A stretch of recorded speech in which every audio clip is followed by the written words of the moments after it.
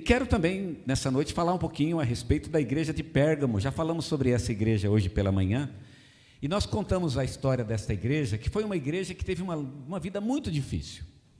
A história a carta, né, dedicada a Pérgamo, ela está lá registrada em Mateus capítulo 2, começando no versículo 12, e eu quero contar para vocês rapidamente essa história, e eu gostaria de tirar algumas lições desta história hoje à noite. Já falamos sobre essa igreja de manhã, e eu vou falar novamente, contar o que já falamos em breves palavras, e em seguida, então, tirar lições para as nossas vidas. Diz assim o texto, em Apocalipse, capítulo 2, versículo 12, a palavra diz assim: ao anjo da igreja em Pérgamo escreve: isto diz aquele que tem a espada aguda de 2 gumes, sei onde habitas, que é onde está o trono de Satanás, mas retens o meu nome, e não negaste a minha fé, mesmo nos dias de Antipas, minha fiel testemunha, o qual foi morto entre vós, onde Satanás habita. Entretanto, algumas coisas tenho contra ti, porque tens aí os que seguem a doutrina de Balaão, o qual ensinava Balaque a lançar tropeços diante dos filhos de Israel, induzindo-os a comerem coisas sacrificadas a ídolos e a se prostituírem. Assim tens também alguns que de igual modo seguem a doutrina dos nicolaítas. Arrepende-te, pois, ou se não, virei a ti em breve, e contra eles batalharei com a espada da minha boca. Quem tem ouvidos, ouça o que o Espírito diz às igrejas. Ao que vencer, darei do maná escondido, e lhe darei uma pedra branca, e na pedra um novo nome escrito, o qual ninguém conhece, senão aquele que o recebe. Que bênção! Essa igreja foi uma igreja muito abençoada por Deus, teve uma história muito bonita. Quando João escreve a sua carta, a igreja tinha alguns problemas e algumas dificuldades, e nós falamos sobre elas hoje pela manhã. 2 dificuldades em particular. Apesar da igreja ter tido uma história tão bonita, mas ela tinha 2 problemas que naquele tempo, no tempo em que João escreve essa carta, esta igreja enfrenta essas dificuldades. A primeira delas é que a igreja ela tinha uma falsa doutrina no meio da igreja. Então, apesar da igreja ter tido uma história tão bonita, mas agora ela acalentava no seu hall de membros um certo número de pessoas que defendiam uma doutrina estranha. Era a doutrina de Balaão, aqui segundo diz o texto, e também a doutrina dos nicolaítas. Essas doutrinas ensinavam que não tinha problema a pessoa se associar com o mundo. Falsas doutrinas. Então, as falsas doutrinas eram o primeiro problema dessa igreja, nós falamos isso hoje pela manhã, e ela tinha um segundo problema, um segundo grande desafio, que era as associações com o mundo. Na igreja começou a haver um clima de permissividade, as pessoas começaram a defender a ideia de que não tem problema se você tem amizades fora do mundo e você faz as mesmas coisas que eles fazem, frequentam as mesmas festas que eles frequentam, e isso significava que eles iam nos templos pagãos e participavam das festas pagãs. E João está dizendo que essa era uma ideia errada da igreja. Satanás estava usando isso para introduzir o mundo dentro da igreja. E quando o mundo ele entra na igreja, essa mistura, essa junção, ela é muito destrutiva para a igreja. E eu quero hoje à noite falar um pouco com os irmãos a respeito de lutar contra essas 2 coisas. Lutar contra falsas doutrinas e lutar contra as associações com o mundo. Ambas são muito atrativas para todos nós. As falsas doutrinas, elas são atrativas porque elas foram feitas exatamente para nos enganar. Elas foram feitas exatamente para serem agradáveis aos nossos ouvidos. Eu já vi experiências, por exemplo, essas fábricas de salgadinho, né? Esse salgadinho que você compra no mercado, que vem no pacotinho. Esse salgadinho, a fábrica, ela faz o salgadinho e o teste não é no paladar, o teste é no cérebro. Eu achei interessante isso. Eles medem no cérebro como o cérebro reage à quantidade de açúcar, à crocância ideal. Porque uma pessoa de bom paladar poderia dizer, está bom de sal, ou está bem crocante, ou está bem gostoso. Não, eles vão medir no cérebro. Porque onde o cérebro deu pico de prazer, é aquele tipo de salgadinho que vai ser feito. É por isso que você come um e o cérebro reage automaticamente, né? E ele quer outro, certamente, porque isso é algo, é tudo que o nosso cérebro deseja. É uma onda de prazer, de fato, que nos enche. Pode parecer exagero, mas é exatamente o que acontece quando a gente come um salgadinho daquele. A falsa doutrina, ela é feita exatamente para isso. Ela é feita para agradar o ouvido, para você gostar do que está ouvindo. Geralmente a doutrina de Deus, o evangelho verdadeiro, ele vai ter muitos momentos que você não vai gostar do que você está ouvindo. Talvez seja um desafio, talvez você vai para casa triste, chorando. Mas, como Paulo disse para os coríntios, a tristeza segundo Deus, ela produz arrependimento. O evangelho muitas vezes nos leva ao quebrantamento, à tristeza conosco mesmos, com as nossas atitudes, com a nossa vida. O falso evangelho é exatamente isso. Ele procura apelar para o nosso ego, para o nosso egoísmo, para a nossa própria vaidade, o nosso prazer pessoal. E por isso a igreja precisa aprender a lutar contra falsas doutrinas. E há dois prêmios aqui, tanto para os que querem lutar contra falsas doutrinas, quanto para aqueles que querem lutar contra as associações com o mundo. Para aqueles que querem lutar contra as falsas doutrinas, esses vão ganhar o maná escondido. Nós já falamos sobre o maná escondido algumas vezes, e é uma ideia e uma doutrina que eu gosto demais. Falsas doutrinas, elas não encontram reflexo no coração de uma pessoa que tem o maná escondido. E o que é o maná escondido? O maná escondido foi aquela porção de maná que foi colocada na arca do concerto. Lembra quando fizeram a arca? E eles colocaram alguns objetos na arca. Colocaram a vara de Arão, por exemplo. Eu acho que eles quebraram a vara no meio, penso eu, né? Porque eu acho que ela não cabia, mas é uma conjectura minha, né? Mas colocaram de qualquer maneira a vara de Arão dentro da arca, colocaram uma cópia dos 10 mandamentos, né? Colocaram alguns objetos e colocaram também uma porção do maná. E o maná caiu no deserto durante 40 anos, e depois o maná não caiu mais, nunca mais ninguém comeu do maná, e ninguém mais viu o maná desapareceu, ninguém hoje conhece o maná, mas ainda existe uma porção de maná. Se ninguém abriu a arca e tirou o maná, então ainda existe uma porção de maná dentro da arca. Tem até um filme bacana do Steven Spielberg, Os Caçadores da Arca Perdida, onde as pessoas procuram a arca para abrir por causa dos objetos que estão lá dentro. Um desses objetos é o maná escondido. O que é o maná escondido? O maná escondido é aquela bênção muito especial de Deus. O maná, todo mundo come. Todo mundo comeu o maná. Durante 40 anos, o povo de Israel comeu tanto maná que enjoou. Chegou um momento que eles ficaram enjoados. A palavra maná, ela significa que isso, é uma interjeição, porque no primeiro dia que o maná caiu, eles colocaram a cabeça para fora da tenda e viram que tinha uma farinha branca em cima da areia. E eles perguntaram, que isso? E a expressão que isso em hebraico é maná. E por isso aquilo se tornou, o nome daquele alimento virou maná. Maná significa simplesmente que isso. Então, o maná caiu durante 40 anos e todo Israel comeu o maná. Mas quem que pode comer o maná escondido? Primeiro que o maná escondido não é para ser comido. Ele é para ficar de memorial, era uma lembrança para o resto da vida. Essa era a função do maná escondido. Mas o problema do maná escondido é que você não pode chegar perto da arca. Ninguém chega. Lembra de uma pessoa que morreu só por apoiar a arca? Ele apoiou a arca e morreu. Ninguém chega perto da arca. Ninguém sequer pode ver a arca. Durante centenas de anos o povo de Israel nunca nem viu a arca. Eles sabiam que tinha uma arca dentro de um lugar, mas ninguém via, a arca não podia nem ser vista. Imagina, se você não pode nem ver a arca, como é que você vai comer o maná escondido? Pois essa é a bênção que Deus tem para nós. O texto diz, aquele que vencer vai ganhar o maná escondido, uma bênção muito especial, uma bênção que poucos têm, porque todo mundo vai comer o maná, o maná chove, não é? De manhã caía maná que nem chuva. Podia até recolher para sobrar. Não era uma boa ideia sobrar, porque no dia seguinte o maná criava bicho e ele estragava. E aí você ia ter todo um trabalho para jogar fora, né? E cheirava mal. Então era bom comer só o maná do dia.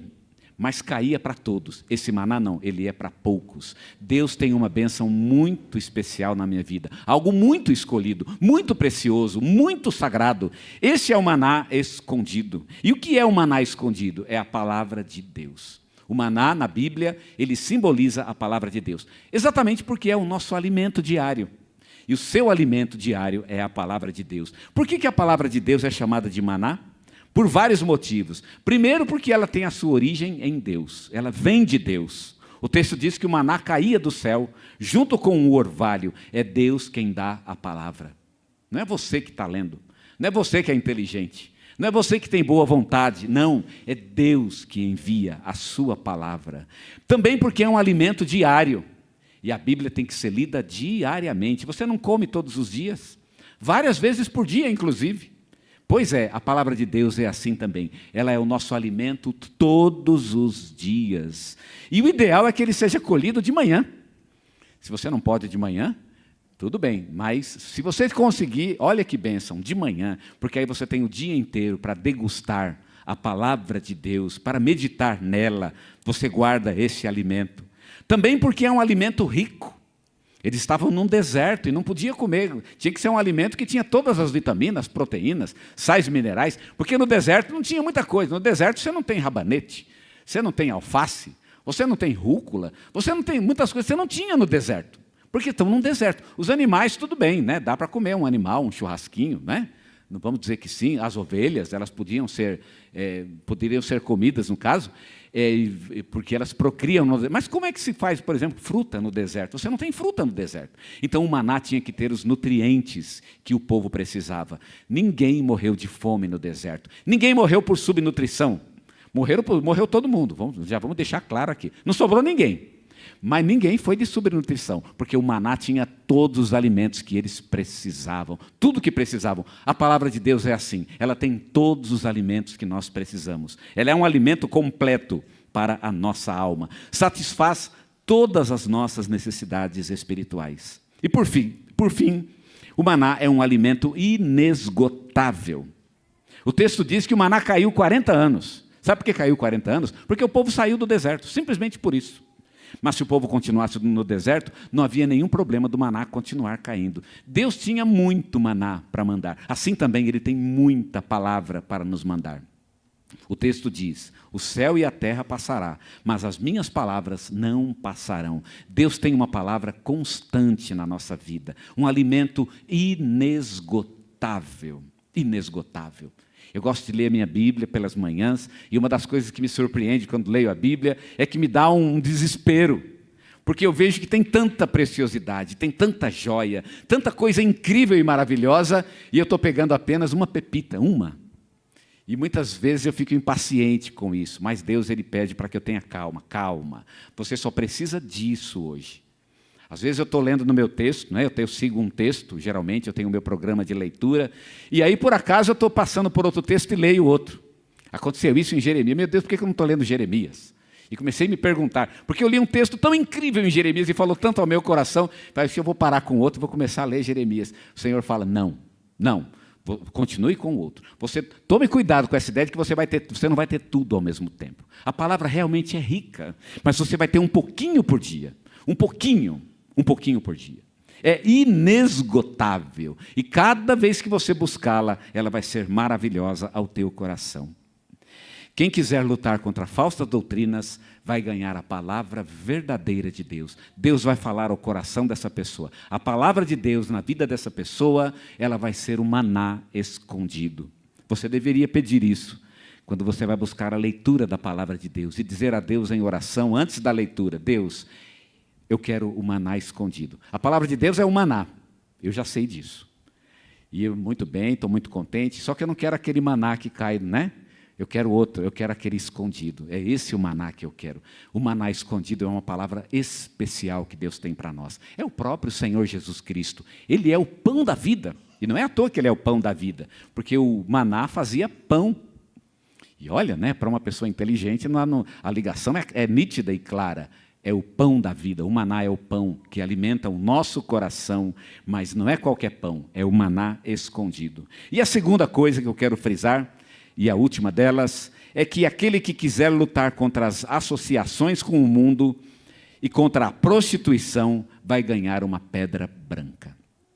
O texto diz que Satanás estava convencendo os membros da igreja que não tinha problema se associar com o mundo e em se prostituir. Veja que coisa terrível. Não há problema em se prostituir. Não existe negócio de prostituição. É uma coisa natural. O ser humano é assim mesmo. Então isso não é um problema. E a ideia do não tem problema começou a minar entre alguns membros da igreja. E aí o texto diz, aquele que quiser lutar contra esse tipo de pensamento vai ganhar uma pedra branca. O que é a pedra branca? A pedra branca, ela era o bilhete de entrada para a festa no templo pagão. Os templos pagãos da antiguidade, eles tinham festas. E é daí que vem, inclusive, a palavra prostituição. A palavra prostituição, ela significa fazer alguma coisa na frente de alguém, né? Na frente de algo. O prós significa diante de alguma coisa. Não é? Prostíbulo, o que é o prostíbulo? É algo que está na frente. Né? Desculpa, é aquilo que vem antes, né, de alguma coisa. A prostituição é algo feito na frente de algo. O que significa? É porque você tinha, então, um Deus em pé, na frente, num altar, e as pessoas faziam o seu culto na frente do Deus. E que geralmente terminava com um bacanal, uma festa sexual.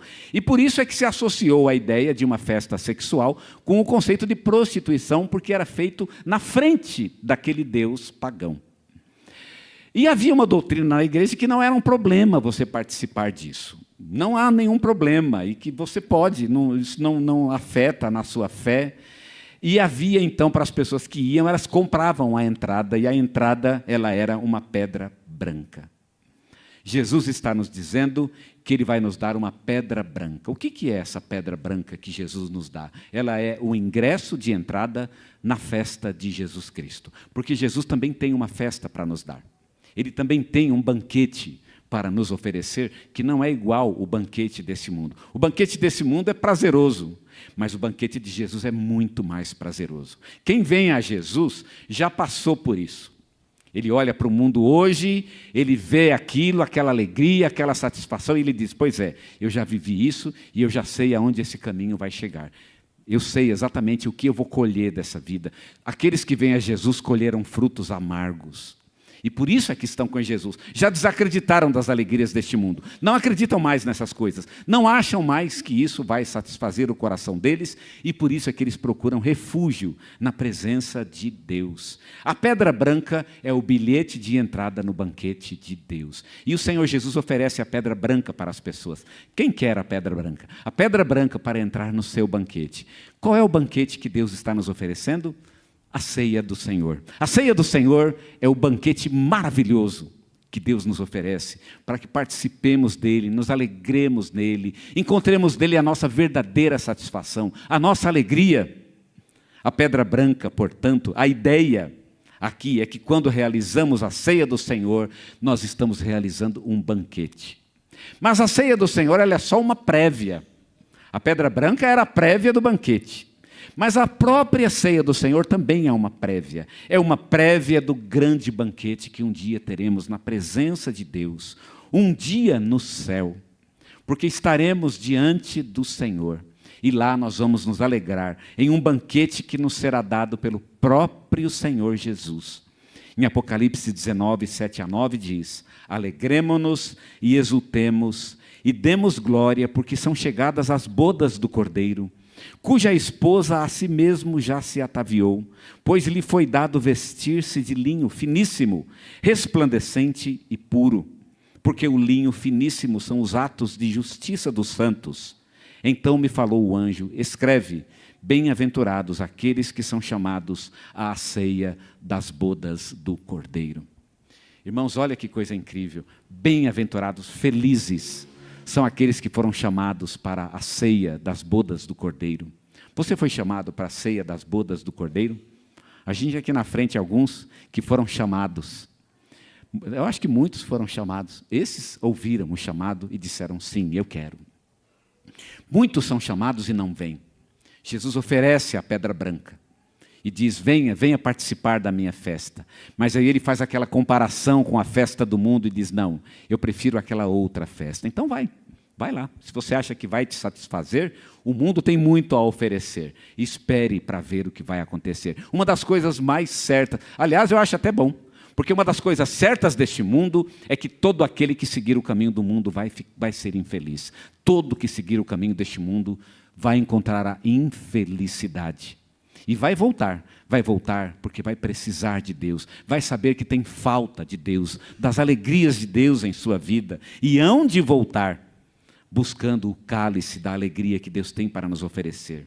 Que alegria do mundo pode superar a alegria que Deus tem para nos oferecer? O maior prazer que este mundo nos dá não tem nenhum valor diante dos prazeres do banquete, na presença de Deus, da mesa do Senhor. Nada se compara ao banquete que nós encontramos na mesa do Senhor.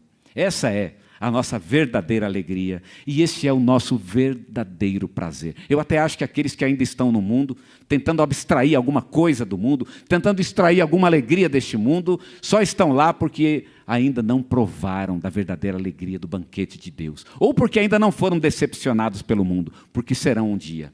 Mas o banquete de Deus nunca nos decepciona. Ele é a alegria completa, permanente para a nossa vida. Jesus nos convida a todos para participar do seu banquete. Agora, tem uma lição importante nesse texto. A mesa do Senhor é santa. Ele nos convida para participar da sua mesa, mas cuidado!